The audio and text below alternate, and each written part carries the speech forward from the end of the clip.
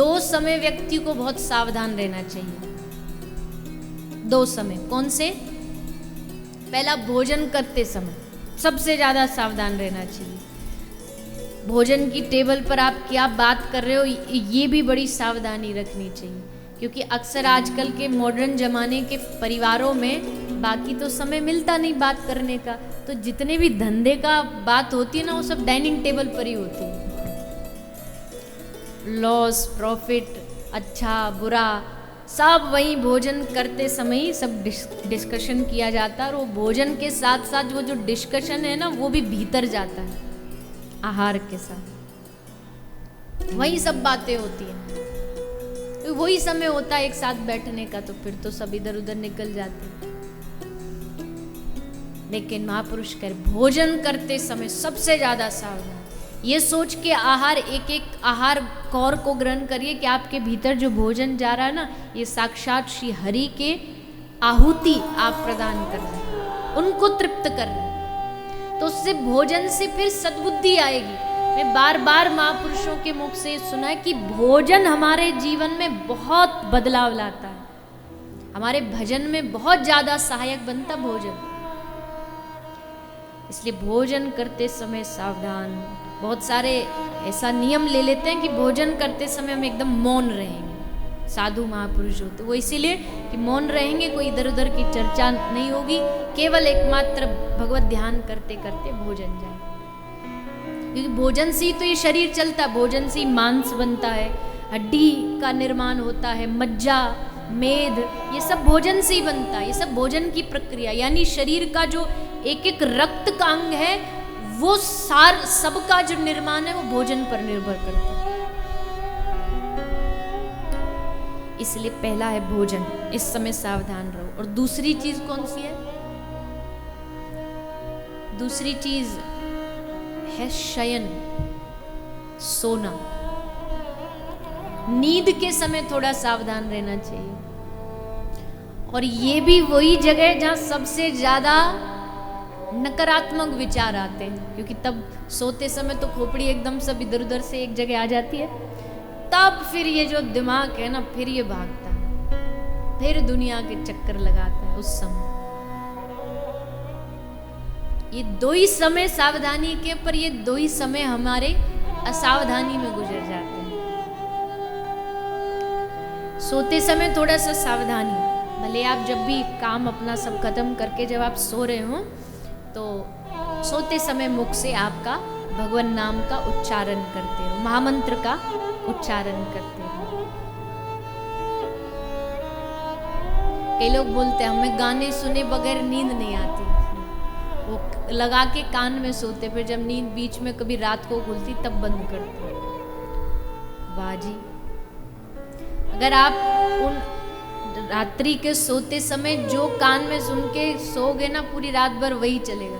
कई लोग होते नहीं, रात को सोते सोते एकदम भाग पड़ते हैं, दिन में तो चैन है ही नहीं, पर रात को भी चैन नहीं, रात को भी एकदम हड़बड़ी में चिल्लाने लग जाएंगे या कुछ बड़बड़ाने लग जाएंगे।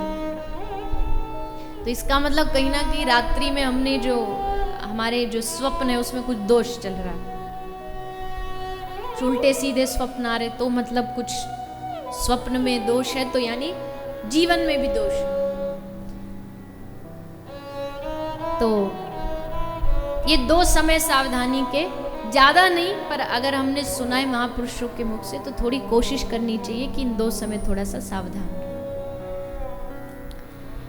ये दो समय जब हमारे सावधान होंगे, तब जा करके श्रीमद् भागवत जी जिसके लिए सुनाई जा रही है, राजा परीक्षित के लिए, वो है मृत्यु। मृत्यु में जाकर के तब हमारी ये जो दो समय की सावधानी है ना, तब वो मृत्यु में दिखेगी। मृत्यु के समय जो सावधान हो जाता है कि अब मृत्यु है तो अब भगवान नाम निकलना चाहिए, वो तभी निकलेगा जब इन समय पर हम सावधानी बरतें। अन्यथा तो मृत्यु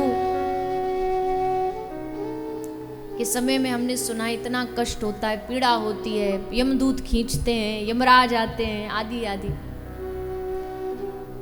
लेकिन उस समय में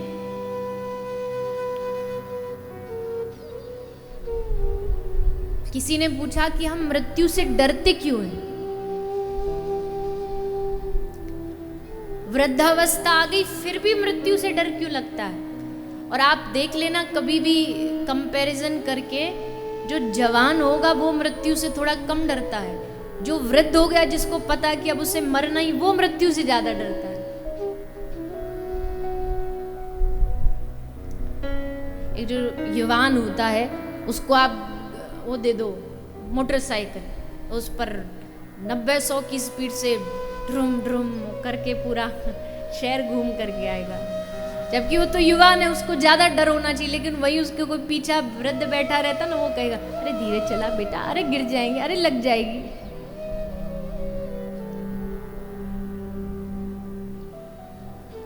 मृत्यु का डर है, इसके कई कारण हो सकते हैं। पहला कारण जो मुझे लगता है वो हो सकता है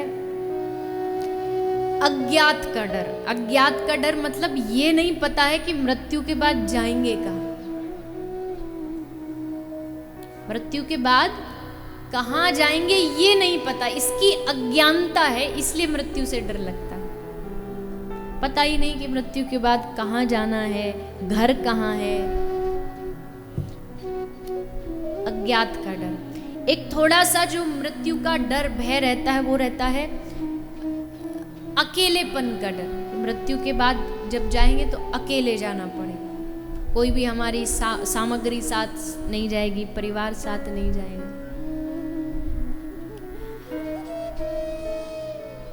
देखो दोनों ही चीज है,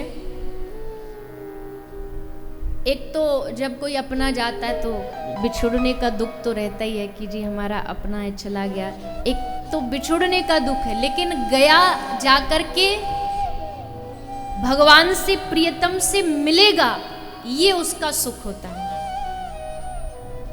इसलिए कभी भी जो महापुरुष होते हैं ना, उनकी मृत्यु में हमेशा उत्सव मनाया जाता है। कभी भी देख लीजिएगा महापुरुषों की मृत्यु में उत्सव होता है। जब हमारे जो गौड़िया परंपरा के जितने भी गोस्वामी हैं, उनका जन्म कभी उत्सव नहीं मनता, उनका तिरोभाव उत्सव होता है जब वो जाते हैं इस धरती को विदा कर कि अब माया जंग जंजाल से छूट के ठाकुर जी के चरणों में लीन हो। तो छोड़ के जाने का ये सुख है कि परमात्मा से प्रियतम से जाकर के मिल गया। देखो प्रियतम से मिलने का सुख किस कन्या को होगा? थोड़ा एक संसारिक उदाहरण से सोचिए। प्रियतम से मिलने का सुख कौन सी कन्या को होगा? किसी की शादी हो रही है, ससुराल जाने वाली है लड़की, तो उसी कन्या को सुख होगा ससुराल जाने का जिसने मायके में कुछ गड़बड़ झाला नहीं किया। गड़बड़ झाला मतलब जिसका चरित्र एकदम साफ हो, किसी प्रकार का दाग ना हो, तो उसको ससुराल में जाने का, प्रियतम के पास जाने का सुख होता है। लेकिन जिसको पता है कि उसने यहाँ बड़ा सब उल्टा सीधा काम किया, तो उसे हमेशा डर रहेगा कि कहीं ससुराल में जाकर के हमारा कोई पर्चा ना खोल दे, ऐसा ना हो जाए कि ससुराल में सब कोई जाके पहुंच जाए कि अजी तुम तो वो हो। जो पवित्रता से जिसने कन्या ने अपना जीवन जिया है ना, वो बिल्कुल नहीं डरेगी, एकदम निडर रहेगी। मुझे पता है मेरा कोई ऐसा कर्म, कोई ऐसा चरित्र ही नहीं है। संसार में रह करके जिसने गलत काम किया हो ना, वही मृत्यु से डरता है। पता चले भगवान के पास जाएं तो सारा हमारा चिट्ठा ना खुल जाए। लेकिन जिसने कुछ गलत गड़बड़ किया ही नहीं, तो उसको पता है कि हमारे श्री आत्मा जो है अब अपने ठाकुर जी से मिलने को तैयार है। मुझे पता है ये जो बात कह रही हूँ ना, मैं कहने में बड़ी आसान लगती है। जब खुद के सामने मृत्यु आती है, मृत्यु छोड़ो, जरा सा कोई एक गाड़ी में जोर से ब्रेक भी लग जाए ना, तो एकदम कांप जाते कि अब गए। अब तब ये सब प्रवचन याद आता है कि मृत्यु से, और कोशिश तो कर सकते हैं ना, बार बार इन चीजों को श्रवण करेंगे तो क्या पता एक दिन बैठ भी जाए मन में। आत्मा, हम देखते हैं कि कोई जा रहा था अच्छा भला, घर से निकला, एक्सीडेंट हो गया, चला गया, अरे कोई विचार ही नहीं था, मरेगा, मर गया। लेकिन ये हमें लगता है, जबकि आत्मा खुद निर्णय करती है उसको कब कहाँ जाना है। ये आत्मा निर्णय करती है, शरीर निर्णय नहीं करता है। आत्मा निर्णय करती है कि उसको कब कहाँ जाना है, अब छोड़ के जाना। जैसे समाज में बहुत सारे वर्ग हैं, अलग अलग वर्ग हैं। किसी को हाई क्लास कहते हैं, एक को मिडिल क्लास कहते हैं, अलग अलग समाज के वर्ग हैं। एक समाज का वो भी वर्ग है जो बेचारा कपड़े सिल करके उस पर थोड़ा दूसरा कपड़ा लगा के धागा बांध के उसको पहनता है। एक समाज का वो भी वर्ग है कि जरा सा एक कलर एक बार धुलने में थोड़ा कमीज का हल्का सा फेड हो गया तो दे दिया, ले जाओ इसको, अब हम नहीं पहनेंगे। अब ये कौन निर्णय करता है कि आपके कपड़े कब पुराने हुए? मान लीजिए कोई हाई स्टैंडर्ड का बड़ा आदमी है, वो एक जोड़ी वस्त्र पहनेगा, एक जोड़ी वस्त्र पहन के उसको 2-4 बार पहन के अब उसे दे देगा, अपने नौकर को दे देगा। नौकर उसको 5-7 महीना पहनेगा और फिर जब वो अपने गांव जाएगा तो वो अपने किसी दोस्त को दे देगा, ले सेठ जी की कमीज शहर से लाया। अब वो जिसके पास कमीज आती है गांव वाले के पास, वो उस कमीज को देख के कहता अच्छा इसका सेठ भी एकदम पागल है, इतनी बढ़िया कमीज फेंक दी।